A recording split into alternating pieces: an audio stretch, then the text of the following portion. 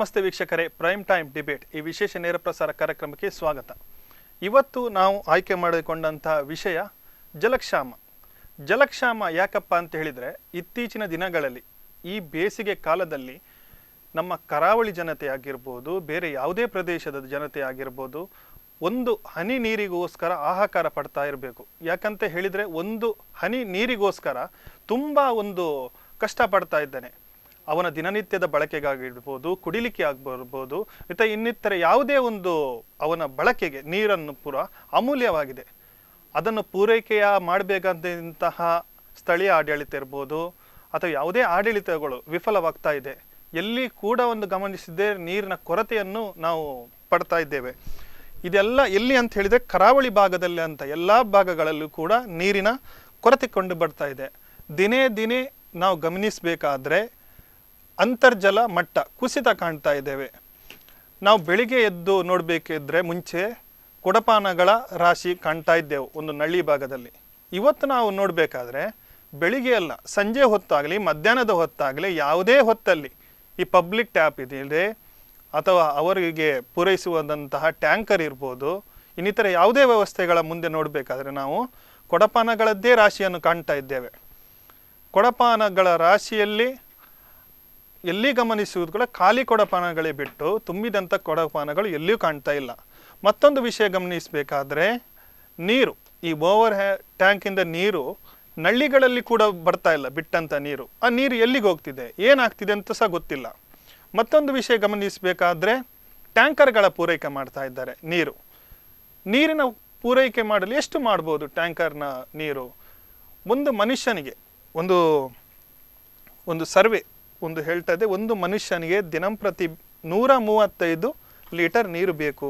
ಅವನ ದಿನನಿತ್ಯದ ಬಳಕೆಗಾಗ್ಬೋದು, ಕುಡಿಲಿಕ್ಕೆ ಆಗ್ಬೋದು, 135 ಲೀಟ್ರ್ ನೀರು ಬೇಕು ಅಂತ ಹೇಳ್ತಾರೆ. ಈ ಕಾಲದಲ್ಲಿ 135 ಲೀಟರ್ ನೀರು ಆ ಒಬ್ಬ ಮನುಷ್ಯನಿಗೆ ಸಾಕಾಗ್ತದಾ?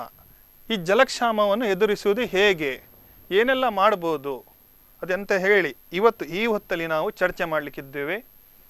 ನನ್ನ ಜೊತೆ ಇವತ್ತು ಸ್ಟುಡಿಯೋದಲ್ಲಿ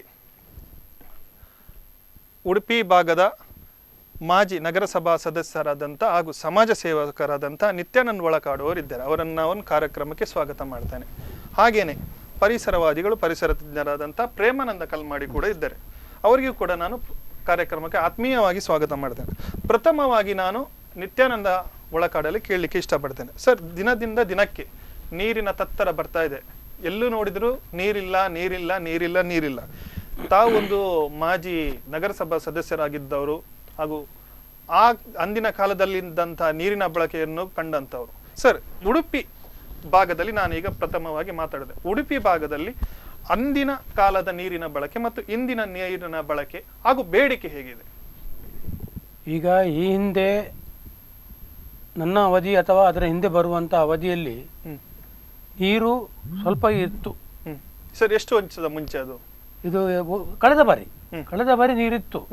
ಅಂದರೆ ಆವಾಗಿನ ಒಂದು ನೀರಿನ ಒಂದು ಏನು ಇದಿದೆ ನಮ್ಮ ಸುವರ್ಣ ನದಿಗಳಲ್ಲಿ ಅಥವಾ ಬದಿಯಲ್ಲಿ ಏನಿದೆ ಅದರಲ್ಲಿ ನೀರು ಇತ್ತು. ಅದನ್ನು ಯಾವ ರೀತಿ ಉಳಿಸಿಕೊಂಡಿದ್ದಾರೆ ಅಂತೇಳಿ ನಮಗೆ ಗೊತ್ತಿಲ್ಲ. ಯಾಕಂತ ಹೇಳಿದ್ರೆ ಉಳಿಸಿಕೊಳ್ಳುವಂಥ ಸಾಮರ್ಥ್ಯ ನಗರಸಭೆದು ಇದೆ. ಅಂದರೆ ಯಾವ ರೀತಿ ನಾವು ನೀರು ಬಿಡಬೇಕು, ಯಾವ ರೀತಿಯನ್ನು ನಾವು ಬೇರೆ ಕಡೆಗೆ ಬಳಸಬೇಕೆಂಬ ರೀತಿಯಲ್ಲಿ ಅವರಿಗೆ ಮಾಹಿತಿ ಗೊತ್ತಿದೆ, ಎಲ್ಲ ರೀತಿಯಲ್ಲಿ ಗೊತ್ತಿದೆ. ಈ ಬಾರಿಯೂ ಕೂಡ ಅವರು ದಿನಕ್ಕೆ 3 ದಿವಸಕ್ಕೆ ಒಂದು ದಿವಸ ನೀರು ಬಿಡ್ತೇನೆ ಅಂತ ಹೇಳಿ ನಮಗೆ ಜಿಲ್ಲಾಧಿಕಾರಿಯವರಿಂದ ಘೋಷಣೆ ಮಾಡಿದ್ದಾರೆ. ಅಂದ್ರೆ ನಮ್ಮ ಉಡುಪಿಯ ಜನತೆ ಸ್ವರ್ಣ ನದಿಯನ್ನು ಅವಲಂಬಿಸುವವರು ಯಾಕೆ ಅವಲಂಬಿಸುವವರು ಅಂತೇಳಿ ಮತ್ತೆ ಹೇಳ್ತೇನೆ. ಇವಾಗ ನಮಗೆ ಏನಿಗೆ ಅಂತ ಹೇಳಿದ್ರೆ, ಇದು ಚುನಾವಣೆ ಬಂತು. ಚುನಾವಣೆ ಬರುವಾಗ ನಾವು ಏನು ಮಾಡಿತ್ತು, ನಮ್ಮ ಸಮಿತಿ ಏನು ಮಾಡಿತ್ತು, ನಾನು ಒಂದು ಪತ್ರಿಕಾ ಅಥವಾ ಮಾಧ್ಯಮ ಕೂಡ ಹೇಳಿದೆ. ಒಂದು ಕರೆ ಇದೆ. ಹಲೋ ಹಲೋ ಹಲೋ ಸರ್, ನಮಸ್ತೆ. ತಮ್ಮ ಹೆಸರು ಸರ್? ಎಲ್ಲಿಂದ? ಉಳ್ಳಾಲದಿಂದ ಪದ್ಮನಾಭ ಅವರು. ಹೇಳಿ ಸರ್, ಹೇಳಿ. ನೀರಿನ ಅಭಾವ ನಿಮ್ಮಲ್ಲಿ ಇದೆಯಾ, ಹೇಗೆ? ಎಲ್ಲ ಕಡೆ ನೀರಿನ ಸಮಸ್ಯೆ ಬಗ್ಗೆ ಗಂಭೀರವಾಗಿ ಚರ್ಚೆಗಳು ನಡೀತಾ ಇದೆ. ಹೌದು ಸರ್, ಖಂಡಿತ. ಟಿವಿ ಮಾಧ್ಯಮಗಳೆಲ್ಲ ಚರ್ಚೆ ನಡೀತಾ ಇದೆ. ಹೌದು. ಬಟ್ ಬಹಳ ಸಮಸ್ಯೆ ಅಂತ ಹೇಳಿದ್ರೆ, ಈ ನೀರಿನ ಸಮಸ್ಯೆ ಬಂದಾಗ ಮಾತ್ರ ಈ ಅಧಿಕಾರಿಗಳಿಗೂ ಅದೇ ರೀತಿ ಜನಪ್ರತಿನಿಧಿಗಳಿಗೂ ನೀರಿನ ಮತ್ತು ಜನರಿಗೂ ನೀರಿನ ಬಗ್ಗೆ ಒಂದು ಗಮನ ಹರಿಯುತ್ತದೆ ಹೊರತು ಆ ನಂತರ ಈ ಸಮಸ್ಯೆಗಳ ಬಗ್ಗೆ ಪರಿಹಾರ ಕಂಡುಕೊಳ್ಳುವ ಬಗ್ಗೆ ಯಾವುದೇ ಖಂಡಿತ ಗೊತ್ತಾ ಇಲ್ಲ. ನೀವು ನಿಮ್ಮ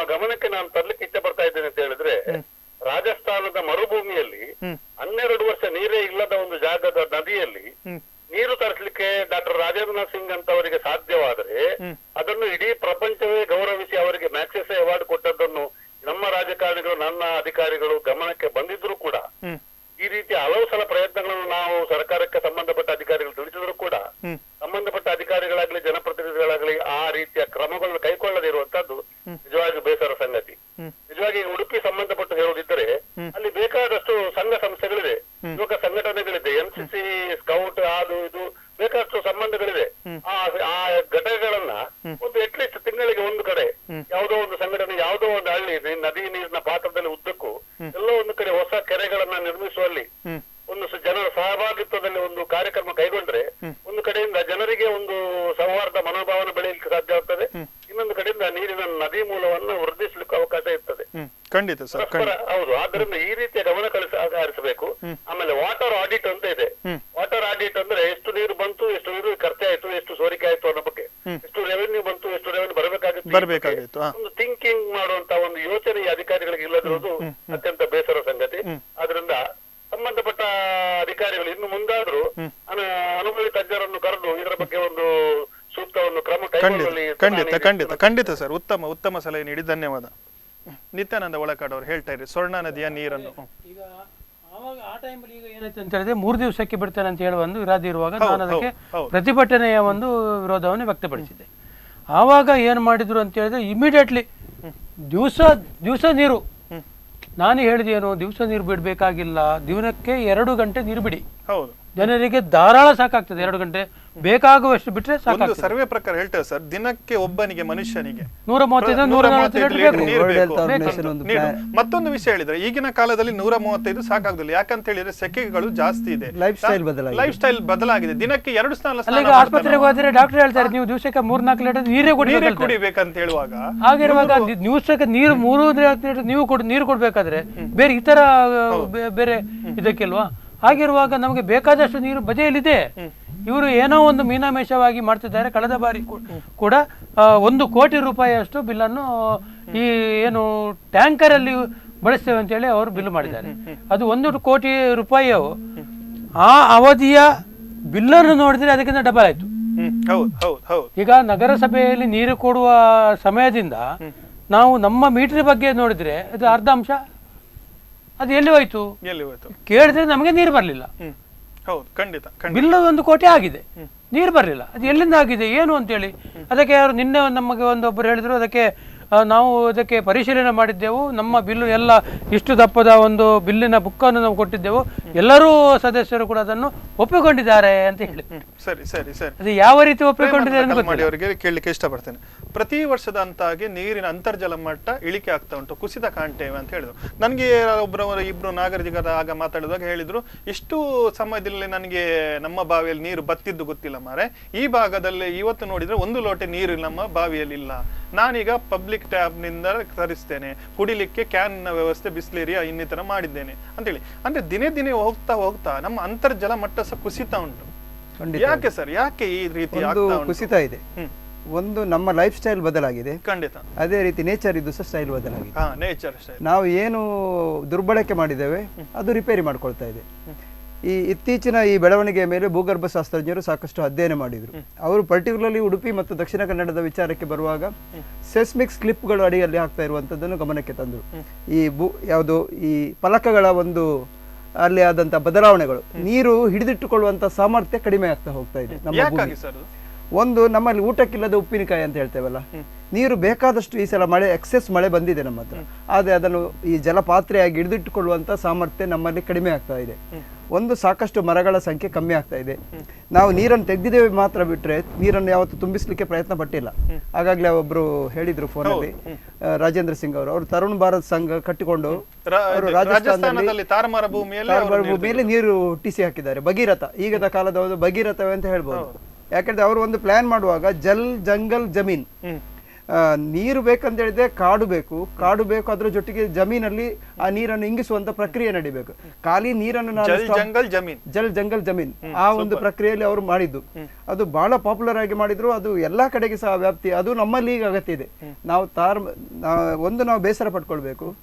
ನಾವು ಕರ್ನಾಟಕದಲ್ಲಿ ಅತಿ ಹೆಚ್ಚು ಮಳೆ ಬೀಳುವಂತ ಜಿಲ್ಲೆಗಳ ಪಟ್ಟಿಯಲ್ಲಿ ನಾವಿದ್ದೇವೆ. ಅದರಲ್ಲಿ ಪ್ರಥಮವಾಗಿ ನಾವಿರೋದು ಉಡುಪಿ ಜಿಲ್ಲೆ, ದಕ್ಷಿಣ ಕನ್ನಡ ಜಿಲ್ಲೆ, ಚಿಕ್ಕಮಗಳೂರು, ಶಿವಮೊಗ್ಗ ಮತ್ತು ಕೊಡಗು ಮತ್ತು ಉತ್ತರ ಕನ್ನಡ. ಭಾರತದಲ್ಲಿ ಚಿರಾಪುಂಜಿ ಬಿಟ್ರೆ ಆಗುಂಬೆ ನೆಕ್ಸ್ಟ್ ಅಂತ ಅದು ಸೆಕೆಂಡ್ ಇತ್ತು. ಈಗ ಭಾರತದಲ್ಲಿ 8th ಹೈಯೆಸ್ಟ್ ರೈನ್ಫಾಲ್ ಅದು ಆಗುಂಬೆಯಲ್ಲಿ ಇರುವಂತದ್ದು.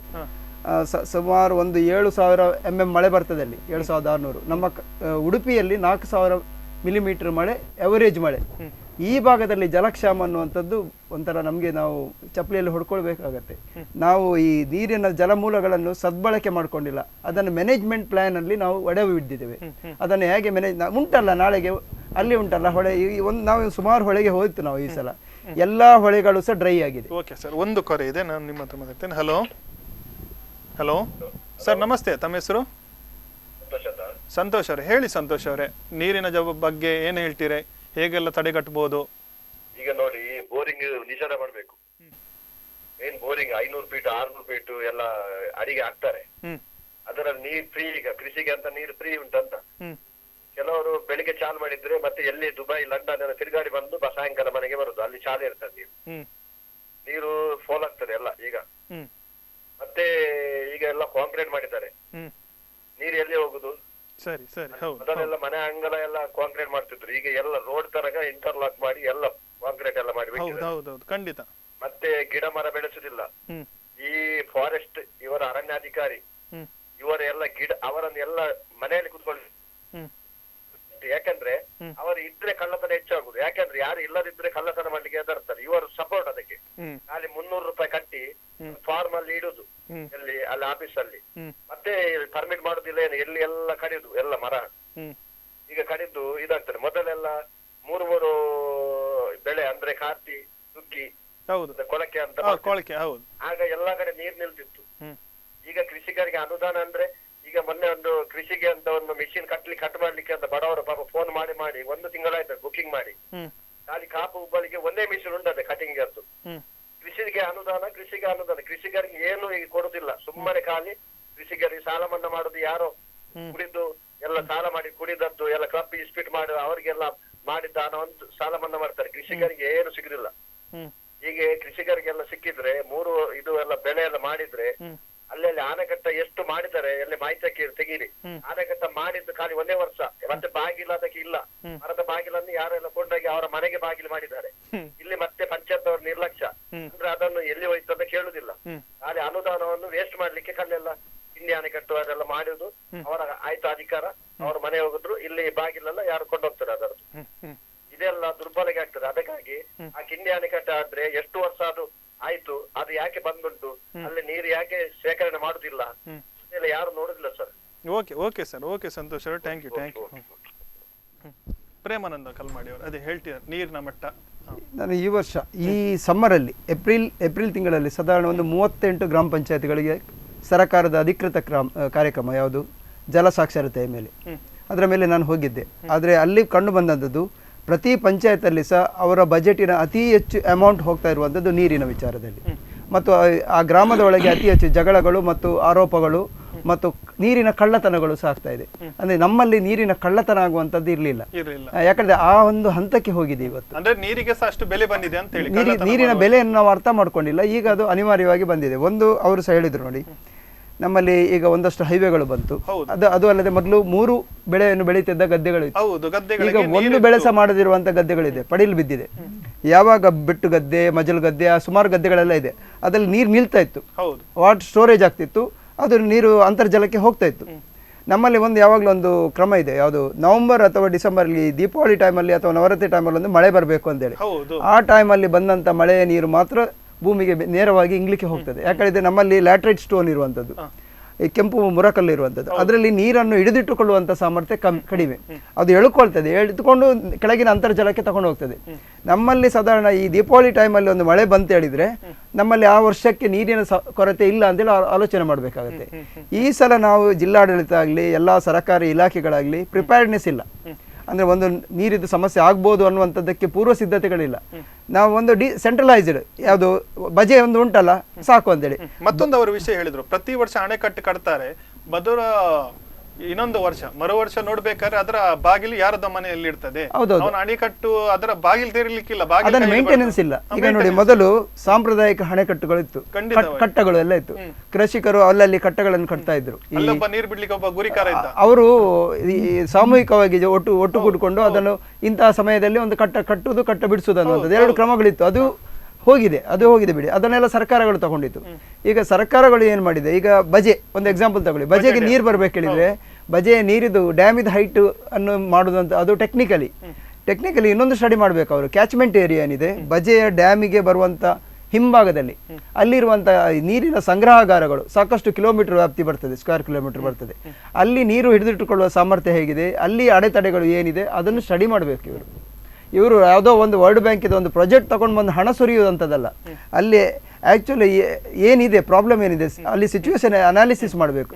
ಅಲ್ಲಿ ಆ ಕ್ಯಾಚ್ಮೆಂಟ್ ಏರಿಯಾದಲ್ಲಿ ನೀರು ಸಂಗ್ರಹ ಆಗಲಿಕ್ಕೆ ಅವಕಾಶ ಇದೆಯಾ, ಯಾವ ರೀತಿ ಪೋಲಾಗ್ತದೆ, ಅಥವಾ ಏನು ಅಡಚಣೆ ಆಗಿದೆ, ಮರಗಿಡಗಳ ಸಂಖ್ಯೆ ಕಮ್ಮಿ ಆಗಿದೆ, ಅಥವಾ ಅಲ್ಲಿ ಸಾಂಪ್ರದಾಯಿಕ ಕಟ್ಟಗಳು ಇಲ್ವಾ, ಅಥವಾ ಏನಾಗಿದೆ ಅನ್ನುವಂಥದ್ದು ಅದನ್ನು ಚೆಕ್ ಮಾಡಬೇಕು. ಇವರು ಪ್ರಯೋಗಗಳು ಮಾಡುದು ಇಲ್ಲಿ ತಂದು. ಹೌದು, ಇವರು ತಂದು ದುಡ್ಡನ್ನು ಹಾಕಿಕೊಂಡು ಇವರು ಒಂದು ಕನ್ಸ್ಟ್ರಕ್ಷನ್ ನಲ್ಲಿ ಯಾವುದೇ ಕನ್ಸ್ಟ್ರಕ್ಷನ್ ಕಟ್ಟಿಕೊಂಡು ಇದು ಕಟ್ಟಲಿಕ್ಕೆ, ಸಮುದ್ರಕ್ಕೆ ಎಷ್ಟೋ ವರ್ಷದಿಂದ ನಾವು ಇದು ಕಲ್ಲು ಹಾಕ್ತಾ ಇದ್ದೇವೆ, ಅದನ್ನು ನಿಲ್ಲಿಸ್ಲಿಕ್ಕೆ ಆಗಲಿಲ್ಲ. ಅದೇ ತರ ಇದು ಸಹ ಹಾಗೆ.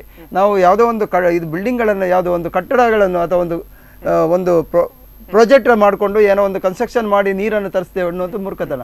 ವೆರಿ ಫಸ್ಟ್ ಒಂದು ನೀರಿಗೆ ಒಂದು ಮೊದಲಿನ ಒಂದು ಕತೆ ಇತ್ತು, ಕತೆ ಇದೆ, ಅದು ಸತ್ಯ ಸಹ ಹೌದು. ಹುಲಿಗಳ ಸಂಖ್ಯೆ ಕಮ್ಮಿ ಆದರೆ ನದಿಯಲ್ಲಿ ನೀರು ಕಮ್ಮಿ ಆಗ್ತದೆ. ಇದನ್ನು ಬಹಳ ನೇರವಾಗಿ ಆಲೋಚನೆ ಮಾಡಿದ್ರೆ ಶುದ್ಧ ಮೂರ್ಖತನ ಅಂತೇಳಿ ಅನಿಸ್ತದೆ. ಅದರ ಸೂಕ್ಷ್ಮತೆಗಳನ್ನು ಆಲೋಚನೆ ಮಾಡಿದರೆ ಅದು 100ಕ್ಕೆ 100 ಸತ್ಯ. ಯಾಕಂದರೆ ಹುಲಿ ಸಸ್ಯಾಹಾರಿ ಪ್ರಾಣಿಗಳನ್ನು ಡಿಪೆಂಡ್ ಆಗಿರುವಂಥದ್ದು. ಆ ಸಸ್ಯಾಹಾರಿ ಪ್ರಾಣಿಗಳ ಸಂಖ್ಯೆ ಮತ್ತು ಹುಲಿಯ ಸಂಖ್ಯೆ ಸರಾಸರಿ ಆವರೇಜ್ ಒಂದು ಇದರಲ್ಲಿ ಇದ್ದರೆ ಮಾತ್ರ ಆಗ ಅದು ಬ್ಯಾಲೆನ್ಸ್ ಆಗ್ತದೆ. ಆ ಸಸ್ಯಾಹಾರಿ ಪ್ರಾಣಿಗಳು ಅತಿ ಹೆಚ್ಚು ಹುಲ್ಲುಗಳನ್ನು ತಿಂತದೆ, ಗಿಡಗಳನ್ನು ತಿಂತದೆ, ಮರು ಉತ್ಪತ್ತಿ ಆಗುವಂಥ ಅದನ್ನು ತಿಂತದೆ. ಆಗ ಈ ಗಿಡಗಳು ಬೆಳೆಯುವಂಥದ್ದು ಪ್ರಕ್ರಿಯೆ ಕಮ್ಮಿ ಆಗ್ತದೆ. ನೀರು ಹಿಡಿದಿಟ್ಟುಕೊಳ್ಳುವಂಥ ಸಾಮರ್ಥ್ಯ ಬೇರಿನ ಮುಖಾಂತರ ಹೋಗುವಂಥದ್ದು ಕಮ್ಮಿ ಆಗ್ತದೆ. ಹುಲಿ ಜಾಸ್ತಿ ಇದ್ರೆ ಅದನ್ನು ಬ್ಯಾಲೆನ್ಸ್ ಮಾಡ್ತದೆ, ಆಗ ಒಂದು ನ್ಯಾಚುರಲ್ ಒಂದು ಇಂಬ್ಯಾಲೆನ್ಸಿಂಗ್ ಆಗುವಂತ ನಿಲ್ತದೆ. ಈ ಸೂಕ್ಷ್ಮತೆಗಾಗಿ ಪ್ರಾಜೆಕ್ಟ್ ಟೈಗರ್ ಇದೆಲ್ಲ ಮಾಡ್ತಾ ಇರುವಂಥದ್ದು. ನಾವು ಎಣಿಸೋದು ಮನುಷ್ಯನಿಗಿಂತ ಹುಲಿ ಮುಖ್ಯವ ಅಂತ ನೆನೆಸ್ಕೊಳ್ತೇವೆ. ಇದರಲ್ಲಿ ಎಲ್ಲರೂ ಅದಕ್ಕಾಗಿ ಅವರು ಜಲ್ ಜಂಗಲ್ ಜಮೀನ್ ಹೇಳಿದ್ರು. ಜಲ್ ಜಂಗಲ್ ಜಮೀನ್ ಸೂಪರ್. ಇನ್ನಷ್ಟು ಮಾತಾಡೋಣ, ಒಂದು ಪುಟ್ಟ ವಿರಾಮ ನಂತರ. ವೀಕ್ಷಕರೇ, ಜಲಕ್ಷಾಮದ ಬಗ್ಗೆ, ನೀರಿನ ಬಗ್ಗೆ, ಮಹತ್ವದ ಬಗ್ಗೆ ಇನ್ನಷ್ಟು ಮಾತಾಡೋಣ ಒಂದು ಪುಟ್ಟ ವಿರಾಮದ ನಂತರ.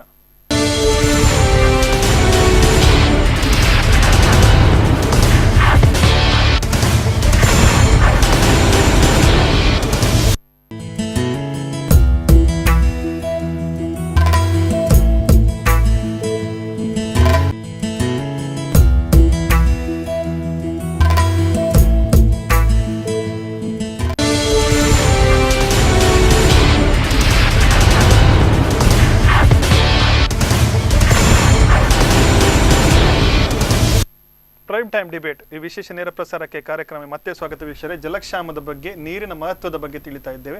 ಅತಿಥಿಗಳನ್ನು ಮತ್ತೊಮ್ಮೆ ನಾನು ಸ್ವಾಗತ ಮಾಡ್ತೇನೆ. ನಿತ್ಯಾನಂದ ಒಳಕಾಡವರು ನೀರಿನ ಅಭಾವದ ಬಗ್ಗೆ ಮಾತಾಡ್ತಾ ಇದ್ದಾರೆ. ನೀರು ಇದ್ದು ಬಳಕೆ ಆಗ್ತಿಲ್ವಾ ಇಲ್ವಾ ಅಂತ ನಿಮ್ಮ ಪ್ರಕಾರ ಸರ್ ಹೇಗೆ ಅನಿಸ್ತಿದೆ? ಉಡುಪಿ ಭಾಗಕ್ಕೆ ನೀರು ಪೂರೈಕೆ ಮಾಡುವಷ್ಟು ನಮ್ಮಲ್ಲಿ ನೀರು ಇದೆಯಾ, ಅಥವಾ ಸಂಬಂಧಪಟ್ಟ ಸ್ಥಳೀಯ ಆಡಳಿತ ಆಗ್ಬೋದು, ಜನಪ್ರತಿನಿಧಿಗಳು ವಿಫಲರಾಗಿದ್ದಾರಾ? ನೋಡಿ, ನೀರು ಇಲ್ಲದಿದ್ರೆ 3 ದಿವಸಕ್ಕೊಮ್ಮೆ ಬಿಡುವಂತ ಒಂದು ಆದೇಶ ಹೇಳಿ ಮಾಡಿಕೊಂಡು ಈಗ ನಿರಂತರವಾಗಿ ಯಾಕೆ ಬಿಟ್ಟಿದ್ದಾರೆ? 19 ತಾರೀಕಿನಂದು ನೀರಿಲ್ಲ, ಅದೇನಿಂದ ಬಂತು ನೀರು? ಅವರ ಮನೆಯಿಂದ ತರ್ಲಿಕ್ಕೆ ಆಗ್ತದಾ? ಅದೇ ನಮ್ಮ ಸ್ವರ್ಣ ನದಿಯಿಂದಲೇ ಬರಬೇಕು. ಇವಾಗ ಯಾಕೆ ಇಲ್ಲ? 3 ದಿವಸಕ್ಕೆ ಬಿಡ್ತಾ ಇರುತ್ತೆ. ಅದಕ್ಕೆ ಬೇಕಾಗುವಂತ ವ್ಯವಸ್ಥೆ ಇದೆ ಅಲ್ಲಿ. ಆ ವ್ಯವಸ್ಥೆಯನ್ನು ಮಾಡಬೇಕಾದ್ರೆ ಅವರಿಗೆ ಒಂದು ವಿಧವಾದ ಒಂದು ಅವರ ಒಳಗಿನಿಂದ ಇರ್ತದೆ. ಯಾಕಂದ್ರೆ ಜಿಲ್ಲಾಧಿಕಾರಿಯವರು ಹೊಸೊಬ್ರು, ಅವರಿಗೆ ಗೊತ್ತಿಲ್ಲ. ಈಗ ಇದನ್ನು ಅವರಿಗೆ ಮನವರಿಕೆ ಮಾಡಬೇಕಾದ್ರೆ ಈಗಿನ ಇಂಜಿನಿಯರೇ ಹೇಳಬೇಕು. ಅವರು ಮನವರಿಕೆಯನ್ನು ಅವರಿಗೆ ಅಷ್ಟು ಏನು ಮಾಹಿತಿ ಸಿಗ್ಲಿಕ್ಕಿಲ್ಲ. ಆಗಿರುವಾಗ ಅವರು ಎಲ್ಲದಕ್ಕೂ ಸಿಗ್ನೇಚರ್ ಆಗ್ತಾರೆ. ಅವರು ಅಲ್ಲಿ ಖುದ್ದು ಅಲ್ಲಿ ಹೋಗಿ ನೋಡಿದ್ರೆ ಎಲ್ಲ ಗೊತ್ತಾಗ್ತದೆ. ಎಲ್ಲಿಂದ ನಮ್ಮ ಬಜೆಯಿಂದ ಹಿಡಿದು ಶಿರೂರವರೆಗೆ ಹೋಗ್ಬೇಕು. ಅಲ್ಲಿಂದ ಆವಾಗ ಅದರ ಪರಿಣಾಮ ಗೊತ್ತಾಗ್ತದೆ, ಏನು ಎಲ್ಲಿ ನೀರಿದೆ, ಹೇಗೆ ಆಗಿದೆ, ಹೇಗೆ. ಪೇಪರ್ ಅಲ್ಲಿ ನೋಡ್ಬೇಕಾದ್ರೆ ಪ್ರತಿದಿನ ಪೇಪರ್ ಅಲ್ಲಿ ಬರ್ತಾ ಇದೆ ನೀರಿನ ಸಮಸ್ಯೆ ಬಗ್ಗೆ. ಇವತ್ತು ಸಹ ಪೇಪರ್ ಅಲ್ಲಿ ಬಂದಿದೆ. ಇಲ್ಲಿ ಸಹ ಏನಂತ ಹೇಳಿದ್ರೆ ನೀರಿಗಾಗಿ ಜನ ಕೆಲಸ ಬಿಟ್ಟು ಕಾಯ್ತಾ ಇದ್ದಾರೆ. ಖಂಡಿತ, ಯಾಕಂದ್ರೆ ನೀರು ಬೇಕು, ನೀರು ಇಲ್ಲದಿದ್ರೆ ಏನ್ ಮಾಡ್ಲಿಕ್ಕೆ ಬರೋದಿಲ್ಲ. ಆ ಕಾಲ ಮೊದಲು ಇರ್ಲಿಲ್ಲ. ಮತ್ತೆ ಇಲ್ಲಿ ಇವತ್ತು ಬಂದ ಪೇಪರ್ ಅಲ್ಲಿ ಇಂದ್ರಾಳಿ ವಾರ್ಡ್ ನ ಬಗ್ಗೆ ಕೊಟ್ಟಿದ್ದಾರೆ. ಇಲ್ಲಿ ಇಂದ್ರಾಳಿ ವಾರ್ಡ್ ನಲ್ಲಿ ಒಂದು ಓವರ್ ಹೆಡ್ ಟ್ಯಾಂಕ್ ಇದ್ದು ಅಲ್ಲಿ ಸುಮಾರು 3.5 ನೀರುವಂತಹ ಮಂಚಿಕೆರೆಗೆ ನೀರು ಅವ ಬೆಳಿಗ್ಗೆ 6 ಗಂಟೆಗೆ ನೀರು ಬಿಟ್ರೆ ಎಲ್ಲಿಂದ ಇಂದ್ರಾಳಿಯಿಂದ ಓವರ್ ಟ್ಯಾಂಕ್ ಇಂದ ಮಂಚಿಕೆರೆಗೆ ಮಧ್ಯಾಹ್ನ 2 ಗಂಟೆ ಆದ್ರೆ ಸಹ ನೀರು ಬರೋದಿಲ್ಲ. ನೋಡಿ, ಇಂದ್ರಾಳಿ ಹೇಳುವಾಗ ಒಂದು ವಿಚಾರ ಹೇಳಲೇಬೇಕಾಗ್ತದೆ. ಇಂದ್ರಾಳಿ ಅನ್ನುವಂಥದ್ದು ಈ ಕಲ್ಸಂಕ ತೋಡಲ್ಲಿ ಬರ್ತಿದ್ದ ನೀರು ಏನಿತ್ತು ಅದು ಇಂದ್ರಾಳಿ ಹೊಳೆ. ಇಂದ್ರಾಣಿ ನದಿ ಉಡುಪಿಯಲ್ಲಿ ಅದೊಂದು ಹೊಸ ಶೋಧ ಮಾಡಬೇಕಾಗ್ತದೆ. ಈ ಸರಸ್ವತಿ ನದಿ ಇದ್ದಾಗೆ ಅದು ಹೇಗೆ ಕಳೆದು ಹೋಗಿದೆ, ಅದೇ ರೀತಿ ನಮ್ಮಲ್ಲಿ ಉಡುಪಿಯಲ್ಲಿ ಇಂದ್ರಾಣಿ ಹೊಳೆ ಇಲ್ಲ. ಈಗ ಇಂದ್ರಾಳಿ ಆ ದೇವಸ್ಥಾನದ ಪಕ್ಕದಲ್ಲಿ ಒಂದಷ್ಟು ಕಾಡು ಇದೆ. ನೋಡಿ, ಇಲ್ಲಿ ಹರಿಯುವಂತ ಎಲ್ಲಾ ನದಿಗಳು ಪಶ್ಚಿಮ ಘಟ್ಟದಲ್ಲಿ ಹುಟ್ಟಿ ಈ ಕಡೆ ಹರಿತಾ ಇರುವಂತದ್ದು. ಇಂದ್ರಾಣಿ ನದಿ ಮತ್ತು ಕೆಲವೊಂದು ಉಪನದಿಗಳೆಲ್ಲ ಇದೆ. ಎಲ್ಲಿ ಒಂದಷ್ಟು ಗಿಡ ಮರಗಳು ಜಾಸ್ತಿ ಇದೆ, ಅಲ್ಲಿ ಒಂದಷ್ಟು ಕಾಡುಗಳು ಬಹಳ ವರ್ಷಗಳಿಂದ ಇದೆ. ಹಾಗಾಗಿ ಅಲ್ಲಿ ಒಂದು ನೀರಿನ ಹೊರತ ಇದೆ. ಅಲ್ಲಿ ಇಂದ್ರಾಣಿ ನದಿಯಾಗಿ ಬರ್ತಾ ಇತ್ತು. ಅದು ಕಲ್ಮಾಡಿಯಾಗಿ ಮಲ್ಪೆ ಕಡಲನ್ನು ಸೇರ್ತಾ ಇದ್ದಂತ ಒಂದು ಪ್ರಕ್ರಿಯೆ. ಈಗ ಅಲ್ಲಿ ಇರುವಂತದ್ದು ಡ್ರೈನೇಜ್. ಅದರ ಎಡ ಮತ್ತು ಬಲದಲ್ಲಿರುವಂತಹ ಎಲ್ಲಾ ಸಿಹಿ ನೀರಿನ ಬಾವಿಗಳು ಹಾಳಾಗಿದೆ, ಪರ್ಮನೆಂಟ್ಲಿ ಡ್ಯಾಮೇಜ್ ಆಗಿದೆ. ನಾನು 10 ವರ್ಷದ ಹಿಂದೆ ಈ ಎರಡೂ ಸೈಡ್ ಅಲ್ಲಿ ಎಷ್ಟು ಬಾವಿಗಳು ಹಾಳಾಗಿದೆ ಅನ್ನುವಂತ ಬಗ್ಗೆ ಹ್ಯೂಮನ್ ರೈಟ್ಸ್ ಕಮಿಷನ್ಗೆ ಬರೆದು ಹಾಕಿದೆ. ಕಲ್ಮಾಡಿ ಹೊಳೆಯಲ್ಲಿ ಇರ್ಪೆ ಅನ್ನುವಂಥ ಜಾತಿಯ ಮೀನುಗಳು ಸಾಯ್ಲಿಕ್ಕೆ ಸ್ಟಾರ್ಟ್ ಆಯಿತು. ಆ ಟೈಮಲ್ಲಿ ಅದಕ್ಕೆ 80 ರೂಪಾಯಿ ಇತ್ತು ಕೆಜಿಗೆ, ಮತ್ತು ಅದು ಸಮ್ಮರಲ್ಲಿ ಸಿಕ್ಕಾಪಟ್ಟೆ ಸಿಗ್ತಾ ಇತ್ತು. ಮತ್ತು ಇರ್ಪೆ ಅನ್ನುವಂಥ ಜಾತಿಯ ಮೀನು ಟಫೆಸ್ಟ್ ಫಿಶ್, ಅದು ಸಾಧಾರಣ ಕಂಡೀಷನ್ ಅಲ್ಲಿ ಅದು ಸಾಯುವುದಿಲ್ಲ. ಅಂತ ನೀರಿನ ಇದು ಯಾವುದೇ ಗಡಸು ತನಕ ಅದು ಜೀವಿಸ್ತದೆ. ನೀರಿನಲ್ಲಿ ಅಂತಹ ಬದಲಾವಣೆಗಳಾದಾಗ ಇದು ಯಾವುದು pH ವ್ಯಾಲ್ಯೂಸ್ಗಳು ಜಾಸ್ತಿ, ಈ ಕೆಮಿಕಲ್ ಇದು ಡಿಮಾಂಡ್ಗಳು ಏನು ಹೆಚ್ಚು ಕಡಿಮೆ ಆದಾಗ ಆಗುವಂಥದ್ದು. ಆನಂತರ ಹ್ಯೂಮನ್ ರೈಟ್ಸ್ ಕಮಿಷನ್ ಫಿಶರೀಸ್ ಡಿಪಾರ್ಟ್ಮೆಂಟ್ಗೆ ಹಾಕಿದ್ರು ಮತ್ತು ಮುನ್ಸಿಪಾಲಿಟಿಗೆ ಹಾಕಿದ್ರು ನೋಟಿಸ್. ಮುನ್ಸಿಪಾಲಿಟಿ ಅವರು ಒಪ್ಪಿಕೊಂಡ್ರು, ನಮ್ಮದು ನಿಟ್ಟೂರು ಬಳಿಯಲ್ಲಿರುವಂಥ ಪಂಪಲ್ಲಿ ಲೀಕೇಜ್ ಆಗ್ತಾ ಇದೆ, ಅದನ್ನು ನಾವು ಸರಿ ಮಾಡಿ ಕೊಡ್ತೇವೆ ಅಂತೇಳಿ. ಕಡೆಗೆ ನನಗೆ ಸುಮಾರು 6-7 ತಿಂಗಳು ನನಗೆ ಪತ್ರ ವಿನಿಮಯಗಳಾಯಿತು. ಒಂದು ಹಂತಕ್ಕೆ ಸರಿ ಮಾಡಿದ್ರು, ಕಲ್ಮಾಡಿ ಹೊಳೆಗೆ ಸೋರ್ತಿದ್ದಂಥದ್ದು ನಿಂತಿತ್ತು. ಆದರೆ ಒಂದು ಆಲೋಚನೆ ಮಾಡಬೇಕು, ಇಲ್ಲಿ ಸುಮಾರು ಬ್ಯಾಟ್ರಿ ಇಂಡಸ್ಟ್ರಿಗಳಿದೆ ನಮ್ಮ ಉಡುಪಿ ದಕ್ಷಿಣ ಕನ್ನಡ ಜಿಲ್ಲೆಯಲ್ಲಿ. ಒಂದಷ್ಟು ಕೆಮಿಕಲ್ ಕಂಟೆಂಟ್ಸ್ ನೀರಿಗೆ ಹೋಗ್ತಾ ಇದೆ.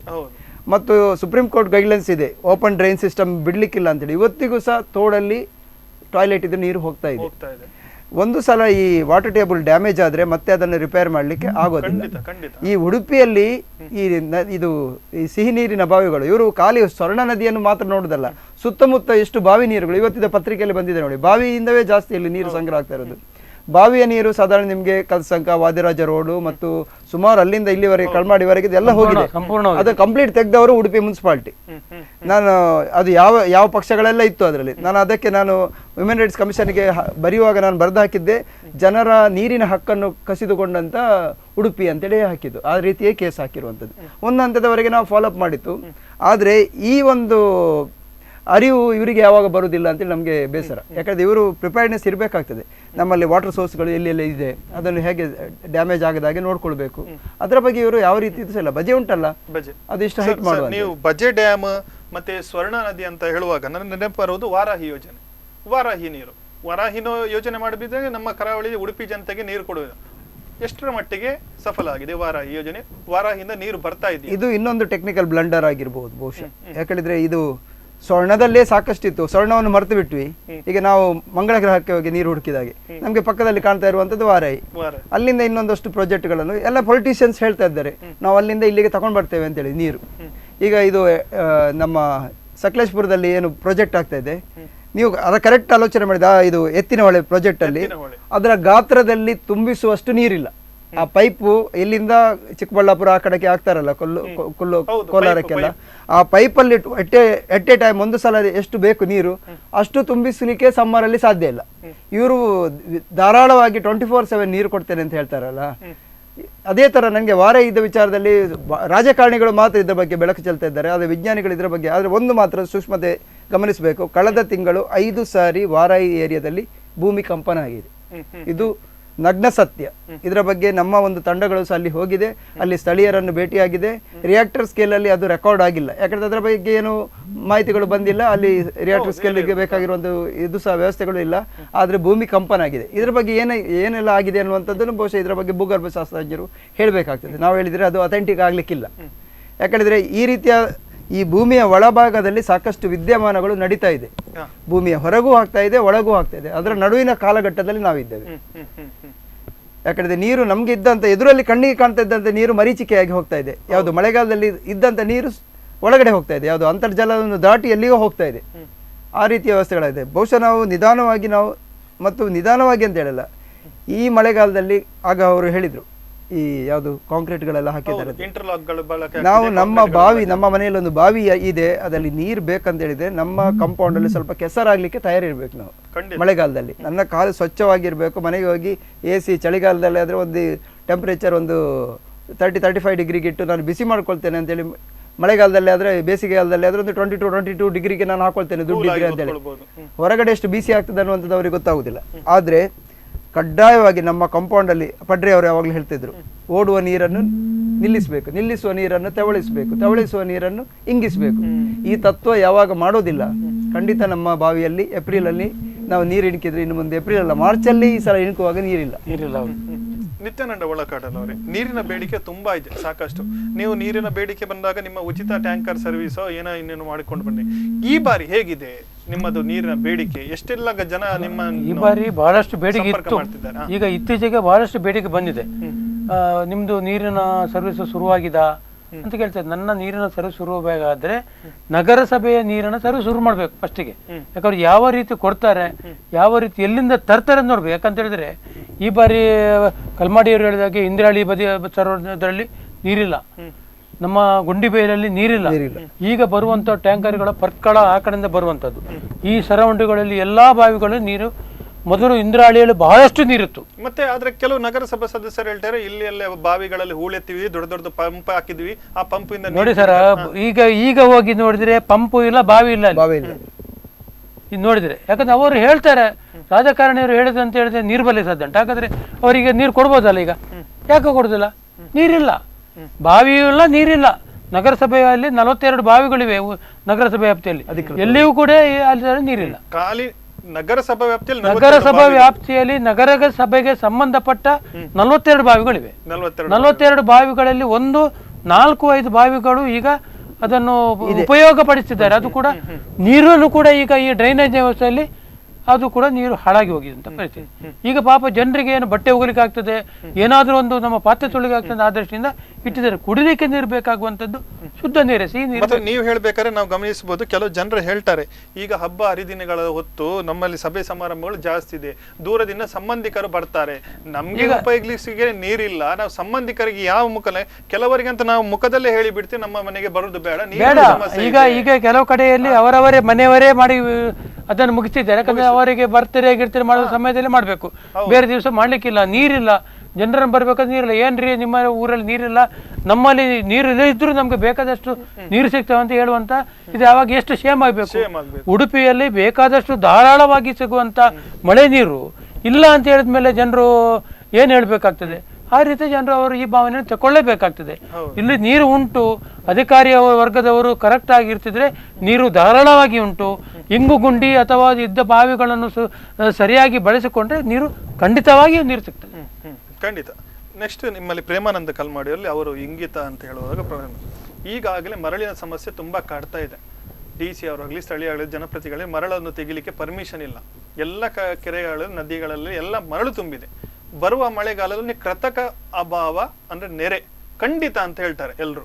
ಯಾಕಂತ ಹೇಳಿದ್ರೆ ನೀರು ಹಿಂಡ್ತಾ ಇಲ್ಲ, ಅಂದ್ರೆ ಸಿಂಕ್ ಆಗ್ತಾ ಇಲ್ಲ, ಮರಳು ತುಂಬಿಕೊಂಡಿರೋದ್ರಿಂದ ಇದು ಎಷ್ಟು ಪರಿಣಾಮ ಬೀಳ್ಬೋದು ನಮ್ಮ ಮುಂದಿನ? ಮರಳು ನದಿಯಲ್ಲಿದ್ರೆ ನೀರು ಸಿಂಕ್ ಆಗದೇ ಇರುವಂತದ್ದು ಪ್ರಕ್ರಿಯೆಯಲ್ಲಿ ತೊಂದರೆ ಆಗುದಿಲ್ಲ. ಅದು ನಮ್ಗೆ ಕಾಣುವಾಗ ನೀರು ಕಮ್ಮಿ ಇಟ್ಕೊಂಡಿದ್ದಾಗ ಕಾಣ್ತದೆ. ಇಲ್ಲಿ ಮರಳಿನ ವಿಚಾರದಲ್ಲಿ ಕಾಂಪ್ಲಿಕೇಶನ್ ಆದದ್ದು ನಮ್ಮ ಜಿಲ್ಲೆಯಲ್ಲಿ ನಮಗೆ ಬೇಕಾದಷ್ಟು ಮರಳು ಇತ್ತು. ನಮ್ಮ ಜಿಲ್ಲೆಯಿಂದ ಹೊರ ಜಿಲ್ಲೆಗಳಿಗೆ 60,000ದಿಂದ 80,000ಕ್ಕೆ ಮರಳು ಮಾರಾಟ ದಂಧೆ ಸ್ಟಾರ್ಟ್ ಆಯ್ತು. ಅದರಿಂದಾಗಿ ನಮಗೆ ನಮ್ಮ ಇಲ್ಲಿಯವರಿಗೆ ಮರಳು ತೊಂದರೆ ಆಯ್ತು. ಆಗ ಅದಕ್ಕೆ ಸಂಬಂಧಪಟ್ಟವರು ಒಂದಷ್ಟು ಜನರಿಗೆ ತೊಂದರೆ ಆಯ್ತು. ನದಿ ಪಾತ್ರಗಳಲ್ಲಿ ಡ್ರೆಜ್ಜಿಂಗ್ ಮಾಡ್ಲಿಕ್ಕೆ ಸ್ಟಾರ್ಟ್ ಮಾಡಿದ್ರು. ಡ್ರೆಜ್ಜಿಂಗ್ ಮಾಡಿ ಈ ನೆಟ್ ಹಾಕಿ ಇದನ್ನು ಯಾವುದು ಅಳತೆಗಿಂತ ಸಹ ಜಾಸ್ತಿ ಡೀಪ್ ಮಾಡಿ ಸಾಂಪ್ರದಾಯಿಕ ಮರಳುಗಾರಿಕೆ ಏನಿತ್ತು ಅಷ್ಟವರೆಗೆ ನಮಗೆ ಸಮಸ್ಯೆ ಇರಲಿಲ್ಲ. ಅವರು ಬುಟ್ಟಿಯಲ್ಲಿ ತೆಗಿತಾ ಇದ್ರು, ಲಾರಿಗೆ ತುಂಬಿಸ್ತಾ ಇದ್ರು. ಯಾವಾಗ ಡ್ರೆಜ್ಜಿಂಗ್ ಮೆಷಿನ್ ಗಳನ್ನು ತಗೊಂಡು ಬಿಹಾರ್ ಮತ್ತು ಅಸ್ಸಾಂ ಕಡೆಯ ವರ್ಕರ್ಸ್ ಅನ್ನು ತಗೊಂಡು ಬಂದು ಇಲ್ಲಿ ಮರಳು ತೆರವುಗೊಳಿಸುವುದಲ್ಲ, ಮರಳು ಸ್ಯಾಂಡ್ ಮೈನಿಂಗ್ ಮಾಡ್ಲಿಕ್ಕೆ ಸ್ಟಾರ್ಟ್ ಮಾಡಿದ್ರು. ಆ ನಂತರದಿಂದ ನಮಗೆ ಎಕಲಾಜಿಕಲಿ ಪ್ರಾಬ್ಲಮ್ ಆದದ್ದು. ಆ ನಂತರ ಹಸಿರು ಪೀಠಕ್ಕೆ, ಚೆನ್ನೈಗೆ ಹಸಿರು ಪೀಠಕ್ಕೆ ಕೇಸ್ ಹಾಕಿದ್ರು. ಕೇಸ್ ಹಾಕಿದ ನಂತರ ಅಲ್ಲಿ ಸ್ಪಷ್ಟವಾಗಿ ಸೆನ್ಸಿಟಿವ್ ಝೋನ್ಗಳನ್ನು ಈಗಾಗಲೇ ನಿರ್ಧಾರ ಮಾಡಿದ್ದಾರೆ, ಅತಿ ಸೂಕ್ಷ್ಮ ಪ್ರದೇಶಗಳು. ಈಗ ಅವರ ನಿರ್ದೇಶನ ಏನು ಹೇಳ್ತದೆ ಹೇಳಿದ್ರೆ ಬೆಥಮೆಟ್ರಿಕ್ ಸಿಸ್ಟಮ್ ಅಂತೇಳಿ ಮರಳಿಗೆ ಒಂದು 5-6 ಜನ ತಜ್ಞರ ಒಂದು ಕಮಿಟಿ ಮಾಡಿದ್ದಾರೆ. ಇದು NITದು ತಂತ್ರಜ್ಞರದು. ಬೆಥಮೆಟ್ರಿಕ್ ಅಂದರೆ ಒಂದು ಮರಳಿನ ದಿಬ್ಬಗಳು ಎಷ್ಟಿದೆ, ಅದು ಎಷ್ಟು ಆಳದಲ್ಲಿ ಇದೆ ಅನ್ನುವಂಥ ಆ ಬೆಥಮೆಟ್ರಿಕ್ ಮೆಥಡಲ್ಲಿ ಗೊತ್ತಾಗ್ತದೆ. ಆ ಬೆಥಮೆಟ್ರಿಕ್ ಆಧಾರದಲ್ಲಿ ನೀವು ಆ ಮರಳನ್ನು ತೆಗಿಬೇಕು ಅಂತೇಳಿ. ಕೋಸ್ಟಲ್ ರೆಗ್ಯುಲೇಷನ್ ಝೋನ್ ಏನಿದೆ, ಸಮುದ್ರ ತೀರ ಕಾಯ್ದೆ ಏನಿದೆ, ಅದು ಏನು ಹೇಳ್ತದೆ ಹೇಳಿದರೆ ಯಾವುದೇ ಕಾರಣಕ್ಕೂ ಮರಳುಗಾರಿಕೆ ಮಾಡಲಿಕ್ಕೆ ಅವಕಾಶ ಇಲ್ಲ. ದೋಣಿಯ ಓಡಾಟಕ್ಕೆ ತೊಂದರೆಯಾದಲ್ಲಿ ಮರಳನ್ನು ತೆರವುಗೊಳಿಸಲಿಕ್ಕೆ ಮಾತ್ರ CRZ ಕೋಸ್ಟಲ್ ರೆಗ್ಯುಲೇಷನ್ ಝೋನಲ್ಲಿ ಒಂದು ನಿಯಮಾವಳಿ ಇದೆ. ಈ ಎಲ್ಲ ನಿಯಮಾವಳಿಗಳು ಇದರ ನಡುವಿನಲ್ಲಿ ಈ ಮರಳು ತೆಗಿಲಿಕ್ಕೆ ಒಂದು ವ್ಯವಸ್ಥೆಗಳು ಆಗಬೇಕು, ಸಾಂಪ್ರದಾಯಿಕ ಮರಳುಗಾರಿಕೆ ಆಗಬೇಕು. ಅದು ಬಿಟ್ಟು ಡ್ರೆಜ್ಜಿಂಗ್ ಮಾಡ್ಲಿಕ್ಕೆ ಹೋದ್ರೆ ಮತ್ತೆ ಪುನಃ ಪ್ರಾಬ್ಲಮ್. ಅದಕ್ಕೆ ಮತ್ತು ನೆರೆಗೆ ಕನೆಕ್ಷನ್ ಮಾಡುವಂಥದ್ದು ನನಗೇನೋ ಅಷ್ಟು ಮೂರ್ಖತನದ ಇದು ಕಾಣಿಸ್ತದೆ. ಅಂದ್ರೆ ಅದಕ್ಕೆ ಏನು ಸಂಬಂಧ, ಅದು ಸಮೀಕರಣ ಮಾಡ್ಲಿಕ್ಕೆ ಆಗುದಿಲ್ಲ. ಅದು ಬೇರೆನೆ, ಇದು ಬೇರೆನೆ. ಅಲ್ಲಿ ನೀರು ಇಂಗುವಂಥದ್ದು ಇಂಗ್ತದೆ. ನೀವು ಡ್ರೆಜ್ಜಿಂಗ್ ಮಾಡಿ ಮರಳು ತೆಗೆದ್ರೆ ನೀರು ಇಂಗಿಸುವಂತ ಪ್ರಕ್ರಿಯೆ ಹೋಗ್ತದೆ. ಒಂದು ಕರೆ ಇದೆ ಸರ್, ಮಾತಾಡೋಣ. ಹಲೋ ಹಲೋ ಹಲೋ ಸರ್, ತಮ್ಮ ಹೆಸರು, ಎಲ್ಲಿಂದ? ಪ್ರಶಾಂತ್. ಹೇಳಿ ಸರ್, ಹೇಳಿ ಪ್ರಶಾಂತ್ ಅವರೇ. ಆಂಕರ್ ಅವರಲ್ಲ? ಹೌದು ಸರ್, ಮಾತಾಡಿ. ಇವಾಗ ಅವರು ಮರಳುಗಾರಿಕೆ ಬಗ್ಗೆ ಏನೋ ಉತ್ತರ ಕೊಡ್ತಾ ಇದ್ರು. ಖಂಡಿತ ಹೇಳಿ ಸರ್. ಹೌದು, ಮರಳುಗಾರಿಕೆಯಿಂದ ವಾಟರ್ ರಿಟೈನಿಂಗ್ ಕೆಪಾಸಿಟಿ ಹೆಚ್ಚಾಗುತ್ತೆ ಸರ್. ನೀರು ಏನು ಸರಾಗವಾಗಿ ಹರಿದು ಹೋಗಿದ್ರೆ ನೀರು ನಿಲ್ಲುವಂತ ಕೆಪಾಸಿಟಿ ಇಲ್ಲ ಅಂದ್ರೆ ನೀರು ಹೇಗೆ ನಾವು ಸ್ಟೋರೇಜ್ ಮಾಡೋದು ಸರ್? ಈಗ ಡ್ಯಾಮ್ ಕಟ್ತೀವಿ ನಾವು. ಡ್ಯಾಮ್ ಕಟ್ಟೋ ಉದ್ದೇಶ ನೀರು ನಿಲ್ಲಿಸ್ಬೇಕನ್ನುವಂತ ಉದ್ದೇಶ. ಆ ಉದ್ದೇಶದಿಂದ ನಾವು ಡ್ಯಾಮ್ ಕಟ್ತೇವೆ, ನೀರು ನಿಲ್ಸ್ಕೊಂಡು ಆ ನೀರನ್ನು ಉಪಯೋಗಿಸ್ತೇವೆ. ಮರಳು ತೆಗೆದಿದ್ರೆ ಅದೇ ನೀರು ಹರ್ಕೊಂಡು ಸೀದಾ ಹೋಗಿ ಸಮುದ್ರಕ್ಕೆ ಸೇರ್ತದೆ. ಏನು ನಾವು ಈಗ ರಿವರ್ ಬೆಡ್ ಏನು ಡೆಪ್ತ್ ಆಗುತ್ತೆ ಅಲ್ಲಿ ನೀರು ರಿಟೈನಿಂಗ್ ಕೆಪಾಸಿಟಿ ಜಾಸ್ತಿ ಆಗುತ್ತೆ. ಅವ್ರು ಹೇಳಿದಕ್ಕೆ ನನ್ನದು ವಿರೋಧ ಇದೆ. ಮರಳುಗಾರಿಕೆಯಿಂದ ನೀರು ಮರಳುಗಾರಿಕೆ ಅವ್ರು ಹೇಳಿದ್ದು ಕರೆಕ್ಟ್. ಮರಳುಗಾರಿಕೆ CRZ ವ್ಯಾಪ್ತಿಯಲ್ಲಿ ಮಾಡಿದ್ರೆ ನಾನ್ CRZ ಅಲ್ಲಿ ಮಾಡಿದ್ರೆ ಆಗ್ತದೆ. ಮತ್ತೊಂದು ಸರ್, ಖಂಡಿತ ಹೇಳಿ ಸರ್. ನಾವು ಈಗ ಡ್ಯಾಮ್ ಏನು ನಾವು ಈ ಇದ್ರ ಮೇಲೆ ಕಟ್ತಾ ಇದ್ವಿ, ನಾವು ಈಗ ಗುಡ್ಡೆ ಸಾಲಲ್ಲಿ ಅಥವಾ ಜಮೀನಿನ ಮೇಲೆ ಡ್ಯಾಮ್ ಕಟ್ತಾ ಇದ್ವಿ. ಫಾರಿನ್ ಕಂಟ್ರಿಯಲ್ಲಿ ಸಮುದ್ರದಲ್ಲಿ ಡ್ಯಾಮ್ ಕಟ್ತಾ ಇದ್ದಾರೆ. ಏನು ನದಿ ಸಮುದ್ರದ ಅಳಿವಾಗಿ ಸೇರುತ್ತೆ, ಅಲ್ಲಿಂದ ವರ್ಷಕ್ಕೆ ಎಷ್ಟು ಪ್ರಮಾಣದ ನೀರು ಸಮುದ್ರಕ್ಕೆ ಹರಿದು ಹೋಗ್ತದೆ ಅಂತ ಲೆಕ್ಕಾಚಾರ ಮಾಡಿ ಸಮುದ್ರ 10 ಕಿಲೋಮೀಟರ್ ವ್ಯಾಪ್ತಿಯಲ್ಲಿ ಸಮುದ್ರದ ಭರತ ರೇಖೆಗಿಂತ ಮೇಲೆ ಡ್ಯಾಮ್ ಕಟ್ಟಿದ್ರೆ ಯಾವುದೇ ಊರು ಮುಳುಗಡೆ ಆಗುವ ಪ್ರದೇಶ ಇಲ್ಲ, ಊರು ಮುಳುಗಡೆ ಅಂತ ಸಂದರ್ಭನೂ ಇಲ್ಲ. ಸಮುದ್ರದಲ್ಲೇ ಸಿಹಿ ನೀರನ್ನು ಸ್ಟೋರೇಜ್ ಮಾಡುವಂತ ಇದು ಸಿಸ್ಟಮ್ ಇಲ್ಲಿ ಸಾಧ್ಯವಾ ಸರ್? ಇಲ್ಲಿ ಸಾಧ್ಯ ಇದೆಯಾ? ಯಾಕೆ ಸಾಧ್ಯ ಇಲ್ಲ ಸರ್? ಫಾರಿನ್ ಕಂಟ್ರಿಯಲ್ಲೆಲ್ಲ ಮಾಡ್ತಿದ್ರು, ನಮ್ಮಲ್ಲಿ ಯಾಕೆ ಸಾಧ್ಯ ಇಲ್ಲ? ನಮ್ಮಲ್ಲಿ ಸಮುದ್ರಕ್ಕೆ ತಡೆಗೋಡಿಗೆ ಮಾಡ್ಲಿಕ್ಕೆ ಆಗದವರು ಇನ್ನು ಸಮುದ್ರದಲ್ಲಿ ಒಂದು ನೀರನ್ನು ತಡೆ ಮಾಡಬಹುದಾ? ಸಮುದ್ರಕ್ಕೆ ಹರಿದು ಹೋಗುವಂತ ನೀರಿದೆಯಲ್ಲ ಹೊಳೆಯಿಂದ, ಈಗ ಅಳಿವಾಗಿಲಿನ ಸುತ್ತಮುತ್ತ ಸಮುದ್ರಕ್ಕೆ ಹರಿದು ಹೋಗುವಂತ ನೀರು ಸಮುದ್ರದ ಹೈಟೆಡ್ ಲೆವೆಲ್ ಇದೆಯಾ ಭರತ ರೇಖೆ ನೀರು, ಅದಕ್ಕಿಂತ ಎತ್ತರವಾಗಿ ಡ್ಯಾಮ್ ನಿರ್ಮಿಸುವಂತದ್ದು ಸಮುದ್ರದಲ್ಲಿ, ಸಮುದ್ರದ ಒಳಗಡೆ. ಸಮುದ್ರದ ಒಳಗಡೆನೆ ಯಾಕೆ ಫಾರಿನ್ ಕಂಟ್ರಿಯಲ್ಲಿ ಮಾಡ್ತಿದ್ದಾರಲ್ಲ ಸರ್, ಯಾಕೆ ನಮ್ಮಲ್ಲಿ ಯಾಕೆ ಆಗುದಿಲ್ಲ? ಮಾನವ ನಿರ್ಮಿತ ಮಾಡಿದ್ದೆ, ಮಾನವನೇ ನಿರ್ಮಿಸಿರುವಂತದ್ದು, ನಮ್ಮಲ್ಲಿ ಯಾಕೆ ಆಗುದಿಲ್ಲ? ಈ ನಮ್ಮ ಊರು ಮುಳುಗಡೆ ಆಗುವ ಪ್ರಶ್ನೆ ಇಲ್ಲ, ಜನರನ್ನು ಒತ್ತಡ ಎಬ್ಬಿಸುವ ಪ್ರಶ್ನೆ ಇಲ್ಲ, ಯಾವುದೇ ಪ್ರಶ್ನೆ ಇಲ್ಲ ಅಲ್ಲಿ. ಅದಕ್ಕೆ ಬೇಕಾದ ಹಾಗೆ ಚೆಕ್ ಡ್ಯಾಮ್ ನಾವು ನದಿಯಲ್ಲಿ ನಿರ್ಮಿಸ್ತಾ ಬರ್ಬೇಕು ಮೇಲೆ ಬಂದಾಗಿ. ಸಮುದ್ರದಲ್ಲಿ ನೀವು ಸಿಹಿ ನೀರನ್ನು ಸ್ಟೋರ್ ಮಾಡಿದ್ರೆ ಆ ಅಳಿ ಬಾಗಿಲಿಂದ ಎಲ್ಲಿ ನದಿ ಹುಟ್ಟುತ್ತೆ ಅಲ್ಲಿ ತನಕ ಸಿಹಿ ನೀರು ವ್ಯವಸ್ಥೆ ಇರ್ತದೆ. ಈ ನದಿಯ ಎರಡೂ ಬದಿಗಳಲ್ಲಿ ಕೃಷಿ ಉಪಯೋಗಿಸಿ ಮಾಡಬಹುದು. ನಮ್ಮ ಸ್ವರ್ಣ ನದಿ ಕಟ್ಟೆಲ್ಲ ನಾವು ನಿರ್ಮಿಸಿದ್ರೆ ಮಣಿಪಾಲಕ್ಕೆ ಬೇಕಾದ್ರೆ ಮಣಿಪಾಲಿಂದ ನಮ್ಗೆ ಸಿಹಿ ನೀರು ಲಿಫ್ಟ್ ಮಾಡಬಹುದು, ಕಲ್ಯಾಣಪುರಕ್ಕೆ ಬೇಕಾದ್ರೆ ಕಲ್ಯಾಣಪುರದಿಂದ ಲಿಫ್ಟ್ ಮಾಡಬಹುದು, ನಮ್ಗೆ ಟ್ರಾನ್ಸ್ಪೋರ್ಟೇಶನ್ ಖರ್ಚು ಉಳಿತದೆ. Okay sir, okay. ಉತ್ತಮ ಸಲಹೆ ನೀಡಿದ್ರೆ ಧನ್ಯವಾದ ಸರ್ ಕರೆ ಮಾಡಿದ್ದಕ್ಕೆ. ವೀಕ್ಷಕರೇ, ಕರೆ ಮಾಡಿದ್ರು, ಉತ್ತಮ ಸಲಹೆ ನೀಡಿದ್ರು. ಇನ್ನಷ್ಟು ನಾವು ಸಲಹೆ ಸೂಚನೆಗಳನ್ನು ಪಡೆದುಕೊಳ್ತೇವೆ, ಇನ್ನಷ್ಟು ಚರ್ಚೆ ಮಾಡುತ್ತೇವೆ, ವಿಶ್ಲೇಷಣೆ ಮಾಡ್ತೇವೆ ಸಣ್ಣ ವಿರಾಮದ ನಂತರ.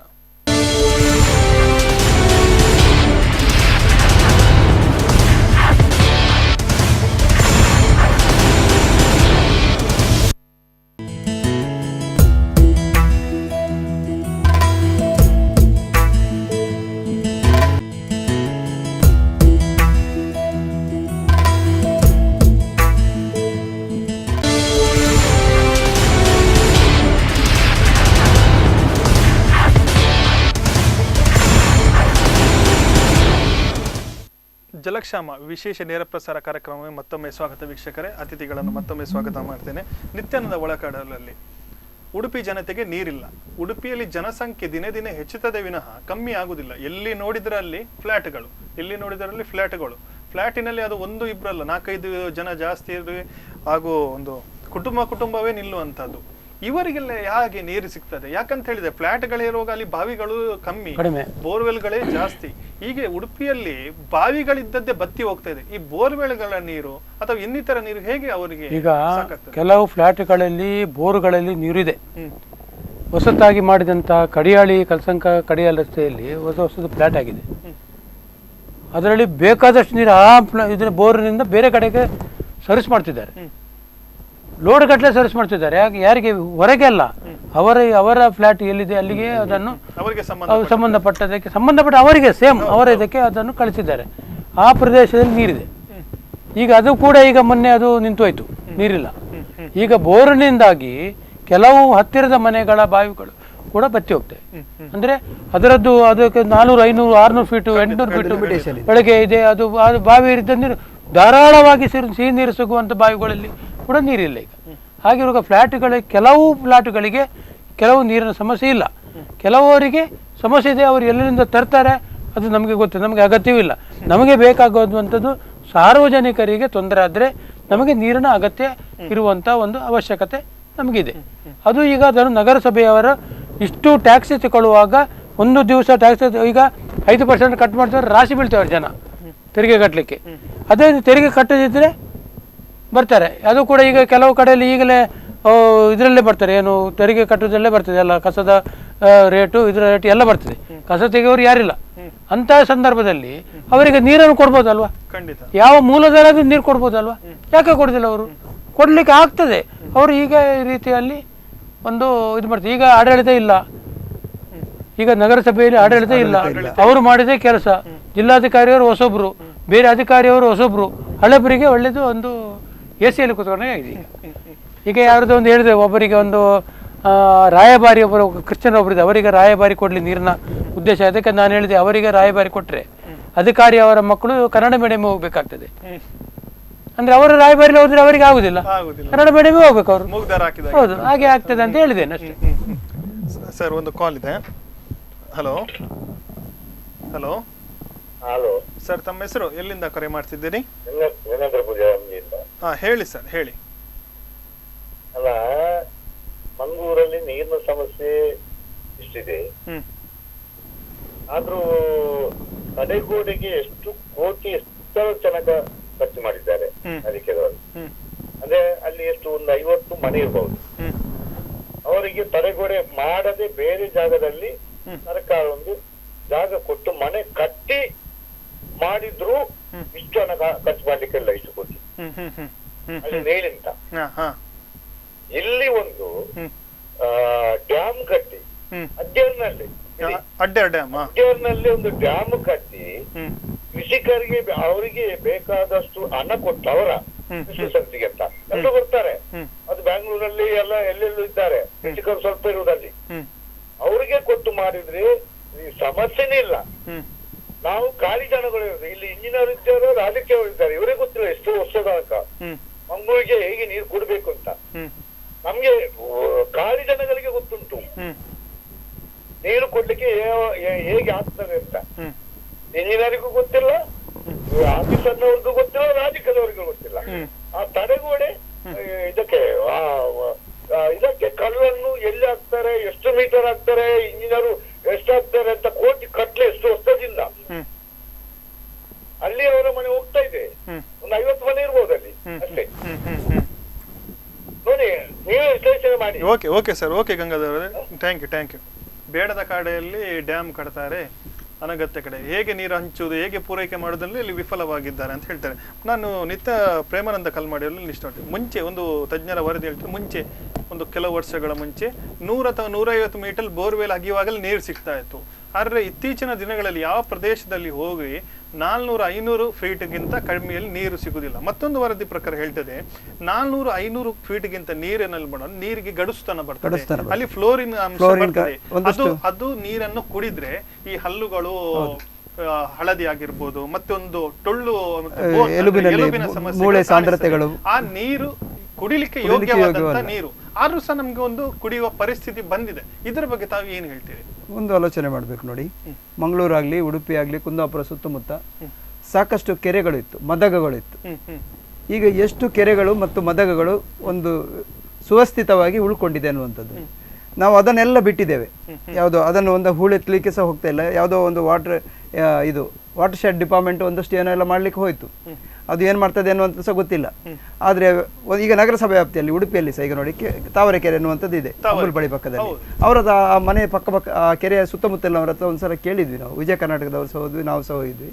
ನಮಗೆ ಅಲ್ಲಿ ನೀರಿನ ಕೊರತೆ ಇಲ್ಲ. ಯಾಕಂದ್ರೆ ಅಲ್ಲಿ ಯಾವುದು ತಾವರೆಕೆರೆಯಲ್ಲಿ ನೀರು ಹಿಂಗ್ತದೆ, ಆದರೆ ಅದನ್ನು ಉಳಿಸ್ಕೊಳ್ಳಿಕ್ಕೆ ನಗರಸಭೆಗೆ ಆಗ್ತಾ ಇಲ್ಲ. ಅಲ್ಲಿ ಒಂದಷ್ಟು ಪ್ಲಾಸ್ಟಿಕ್ ತ್ಯಾಜ್ಯಗಳು ತುಂಬಿದೆ. ಈಗ ಏನು ಬೇಡ, ಈ ಎಷ್ಟು ಕೆರೆಗಳು ಈ ಮದಗಳು ಎಲ್ಲಿದೆ ಅಲ್ಲೆಲ್ಲ ಪ್ಲಾಸ್ಟಿಕ್ಗಳು ಮತ್ತು ಹೂಳು ತುಂಬಿಕೊಂಡಿದೆ. ಒಂದು ಸಲ ಅದಕ್ಕೆ ಮರುಜೀವ ಕೊಡಲಿಕ್ಕೆ ಸ್ಟಾರ್ಟ್ ಮಾಡಲಿ. ನಮ್ಮ ಈ ಬೋರ್ವೆಲಲ್ಲಿ ಸಿಗುವಂಥದ್ದು 500ಗೆ ಹೋಗುವಂಥದ್ದು 150, 200, 350ರಿಂದ 250ಕ್ಕೆ ಬರ್ಬೋದು ನಿಧಾನವಾಗಿ.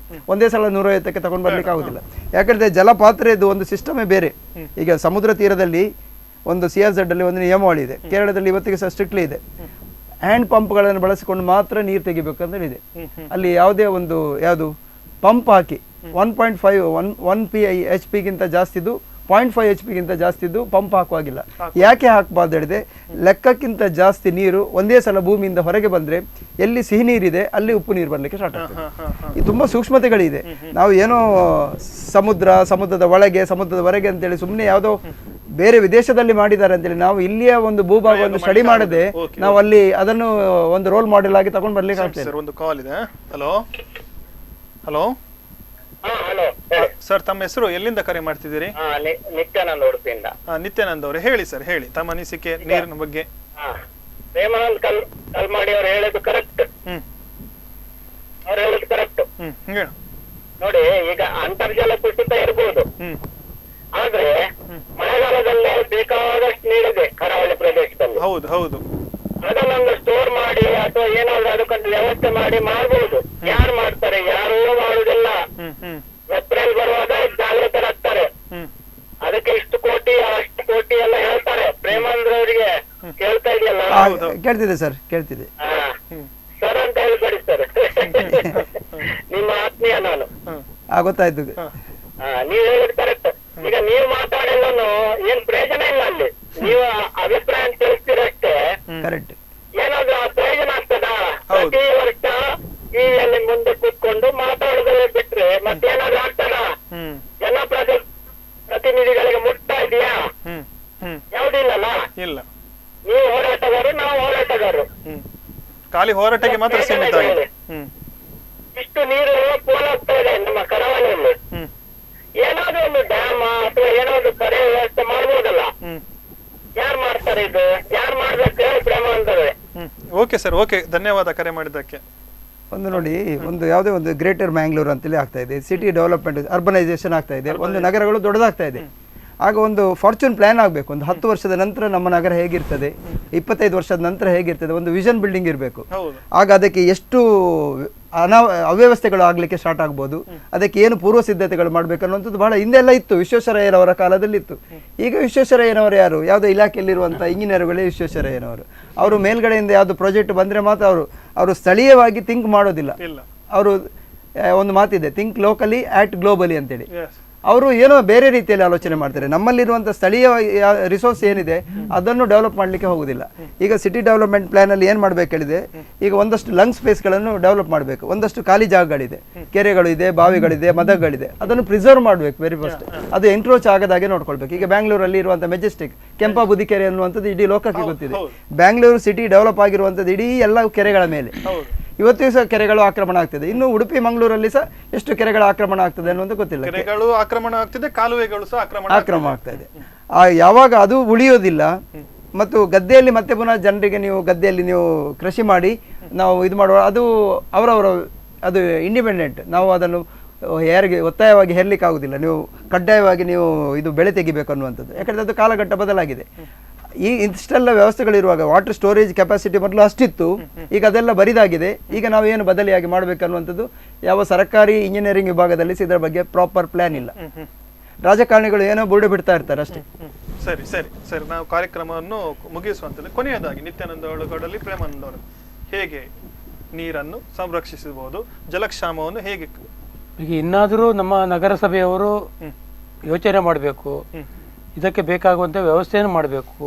ಇದಕ್ಕೆ ಇಂಗು ಗುಂಡಿಯ ಅಥವಾ ಇನ್ನಿತರ ತೆರೆದ ಬಾವಿಗಳು ಎಲ್ಲಿದೆ ಅದನ್ನೆಲ್ಲ ಸೂಕ್ಷ್ಮವಾಗಿ ಪರಿಶೀಲನೆ ಮಾಡಿ ಇದಕ್ಕೆ ಬೇಕಾಗುವಂಥ ವ್ಯವಸ್ಥೆಯನ್ನು ಕಲ್ಪಿಸಿಕೊಟ್ಟು ಜನರಿಗೆ ಒಳ್ಳೆ ರೀತಿಯ ಒಂದು ಸಿಹಿ ನೀರನ್ನು ಕೊಡುವಂಥ ವ್ಯವಸ್ಥೆಯನ್ನು ಮಾಡಲಿ ಅಂತ ಹೇಳ್ತೇನೆ.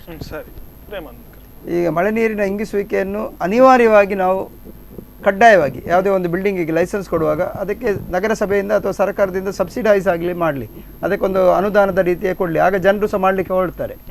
ಒಂದಷ್ಟು ಜಾಗದಲ್ಲಿ ಈಗ ಅಪಾರ್ಟ್ಮೆಂಟ್ಗಳಿಗೆ ಬಿಲ್ಡಿಂಗ್ ಪ್ಲ್ಯಾನ್ ಕೊಡುವಾಗ ಅದು ಅಪ್ರೂವಲ್ ಆಗುವಾಗ ಒಂದು 30-40% ಏರಿಯಾ ಅಲ್ಲಿ ಗ್ರೀನರಿ ಡೆವಲಪ್ ಆಗಲಿಕ್ಕೆ ಇರಬೇಕಾಗ್ತದೆ. ಯಾಕಂದರೆ ಒಂದು 10 ಮಾಳಿಗೆ 15 ಮಾಳಿಗೆ ಬಿಲ್ಡಿಂಗ್ ಕಟ್ತಾರೆ, ಅಲ್ಲಿ ಅವರಿಗೆ ಬೇಕಾಗಿರುವಂಥ ನೀರು ಹೊರಗಿಂದವೇ ಡಿಪೆಂಡೆಂಟ್ ಆಗಿರ್ತಾರೆ, ಅಲ್ಲಿ ಸ್ಥಳೀಯವಾಗಿ ಅವರಿಗೆ ತಗೊಳ್ಳಿಕ್ಕೆ ಆಗೋದಿಲ್ಲ. ಅಲ್ಲಲ್ಲಿ ಒಂದು ವಿಕೇಂದ್ರಿತ ವ್ಯವಸ್ಥೆಯಲ್ಲಿ ನಾವು ಈ ಸಂಪನ್ಮೂಲಗಳನ್ನು ಬೆಳವಣಿಗೆ ಮಾಡಬೇಕು ವಿನಃ ಒಂದು ಬಜೆ ಅಥವಾ ಒಂದು ಇನ್ನೊಂದಕ್ಕೆ ನಾವು ಡಿಪೆಂಡ್ ಆಗಿರ್ಬಾರ್ದು. ಅದರ ಜೊತೆಗೆ ನಾವು ವೈಯಕ್ತಿಕವಾಗಿ ನಾವು ನೀರಿನ ಬಳಕೆಯಲ್ಲಿ ನಾವು ಈ ಬೇಸಿಗೆ ಕಾಲದಲ್ಲಿ ಸಹ ಶವರ್ ಹಾಕೊಂಡು ಎಂಜಾಯ್ ಮಾಡ್ತಾ ಹೋದರೆ ಅಲ್ಲಿ ಒಂದೊಂದು ಈ ಬಾಗಲಕೋಟೆ ಆ ಕಡೆಯಲ್ಲಿ ಒಂದೊಂದು ಕೊಡಪಲ್ಲಿ ನೀರು ಸಿಗೋದೇ ಬಹಳ ಕಷ್ಟ. ನೀರಿಗಾಗಿ ಜಗಳ ಸ್ಟಾರ್ಟ್ ಆಗಿದೆ, ಫೈಟಿಂಗ್ ಸ್ಟಾರ್ಟ್ ಆಗಿದೆ, ಇನ್ನು ಯುದ್ಧ ಆಗ್ಬೋದು. ಆ ಕಾಲದಲ್ಲಿ ನಾವು ಒಂದು ಶವರ್ ಹಾಕೊಳ್ತೇವೆ, ಬಾತ್ ಟಬ್ಬು ಎಷ್ಟು ಜನ ಮನೆಯಲ್ಲಿ ಇರ್ತದೆ ಅಂತೇಳಿ ಗೊತ್ತಿಲ್ಲ. ನಮ್ಮಲ್ಲಿರುವಂಥ ಈ ಲೈಫ್ ಸ್ಟೈಲ್ ಏನಿದೆ ಅದು ಬದಲಾಗದಿದ್ದರೆ ನಾವು ಶೇವಿಂಗ್ ಮಾಡುವಾಗ ಸಹ ಟ್ಯಾಪ್ ಸಿಂಕ್ ಇದು ಓಪನ್ ಮಾಡಿಬಿಟ್ಕೊಂಡು ನಾವು ಗಡ್ಡ ತೆಗಿತಾ ಇರ್ತೇವೆ. ಒಂದು ಮಗ್ಗಲ್ಲಿ ಗಡ್ಡ ತೆಗೆಯುವಂಥದ್ದು ಸಾಧಾರಣ ಒಂದು ಕೊಡಪನ ನೀರು ಸಹ ಬೇಕಾಗ್ಬೋದು. ಮೊಬೈಲ್ ಆನ್ ಇರ್ತದೆ, ಸಾಕಷ್ಟು ನಮ್ಮಲ್ಲಿ ನ್ಯೂನತೆಗಳಿದೆ. ಸರ್ಕಾರವನ್ನೇ ದೂಷಣೆ ಮಾಡ್ತಾ ಇದ್ರೆ ಆಗೋದಿಲ್ಲ, ನಮ್ಮ ಲೈಫ್ ಸ್ಟೈಲ್ ಬದಲಾಗಬೇಕಾಗ್ತದೆ. ಯಾಕಂದರೆ ಇಡುಕ್ಕಿ ಅಲ್ಲ, ಇಲ್ಲಿ ಇಡ್ಕಿದು ನಮ್ಮ ದಕ್ಷಿಣ ಕನ್ನಡ ಜಿಲ್ಲೆಯ ಸಂಪೂರ್ಣ ಜಲಸಾಕ್ಷರತಾ ಗ್ರಾಮ ಅಂತೇಳಿ ಆಗಿದೆ. ಅದು ಅಲ್ಲಿಯ ಸ್ಥಳೀಯರು ಒಟ್ಟಾಗಿ ಎಲ್ಲರೂ ಮನೆಯಿಂದ ಒಟ್ಟಾಗಿ ಅವರು ಎಲ್ಲರೂ ಒಂದು ಕಡೆಯಲ್ಲಿ ಸೇರಿಕೊಂಡು ಇಡೀ ಗ್ರಾಮದಲ್ಲಿ ಒಂದು ಜಲಸಾಕ್ಷರತೆಯನ್ನು ಮಾಡಿದರು. ಆ ವ್ಯವಸ್ಥೆಯನ್ನು ಮನೆಯೊಳಗೆ ಮಾಡಿಕೊಂಡ್ರೆ ಮಾತ್ರ ಏನಾದರೂ ಸಾಧ್ಯತೆಗಳಿದೆ. ಸರಿ ಸರಿ ಸರ್, ಇಷ್ಟೊತ್ತಿಗೆ ಬಂದು ಉತ್ತಮವಾದಂಥ ಸಲಹೆ ಸೂಚನೆ ನೀಡಿ ವಿಶ್ಲೇಷಣೆ ಮಾಡಿದ್ರಿ. ನಿಮಗೆ ಇಬ್ಬರಿಗೂ ಸಹ ಧನ್ಯವಾದ ಹೇಳ್ತೇನೆ. ನೋಡಿದ್ರಲ್ಲ ವೀಕ್ಷಕರೇ, ನೀರಿಗಾಗಿ ಜನ ಯಾವ ರೀತಿ ತತ್ತರ ಪಡ್ತಿದ್ದೇನೆ, ಒಂದು ಹನಿ ನೀರಿಗಾಗಿ, ಒಂದು ಲೋಟೆ ನೀರಿಗಾಗಿ ಎಷ್ಟೆಲ್ಲ ಬೆಲೆ ಕಟ್ತಾ ಇದ್ದೇವೆ ಅಂತ ಹೇಳಿ ಸಾಕಷ್ಟು ಕರೆಗಳು ಬಂದು ಸಾಕಷ್ಟು ಮಂದಿ ತಮ್ಮವಾದಂತಹ ಅದ್ಭುತವಾದ ಸಲಹೆ ಸೂಚನೆಯನ್ನು ನೀಡಿದ್ರು. ತುಂಬ ಅತಿಥಿಗಳು ಸಹ ಒಳ್ಳೆಯ ವಿಶ್ಲೇಷಣೆ ಮಾಡಿದರು. ನಾವು ಮಾಡಿದಂಥ ವಿಶ್ಲೇಷಣೆ ಹಾಗೂ ಕರೆ ಮಾಡಿದಂತಹ ನೀಡಿದಂಥ ಅಭಿಪ್ರಾಯಗಳು ಈ ಹೊತ್ತಿಗೆ ಮುಗಿಬಾರ್ದು. ಸಂಬಂಧಪಟ್ಟ ಜನಪ್ರತಿಗಳಾಗಿರ್ಬೋದು, ಆಡಳಿತದ ಅಧಿಕಾರಿಗಳಾಗಿರ್ಬೋದು, ಇದರ ಬಗ್ಗೆ ಕೂಲಂಕುಷವಾಗಿ ಪರಿಶೀಲಿಸಿ ಜನರ ಸಮಸ್ಯೆಯನ್ನು ನೀಗಿಸಬೇಕು ಎಂಬುದೇ ನಮ್ಮ ಉದ್ದೇಶ. ಇದೇ ಇವತ್ತಿನ ವಿಶೇಷ. ನಿರಂತರ ಸುದ್ದಿಗಾಗಿ ನೋಡ್ತಾ ಇರಿ ಸ್ಪಂದನ.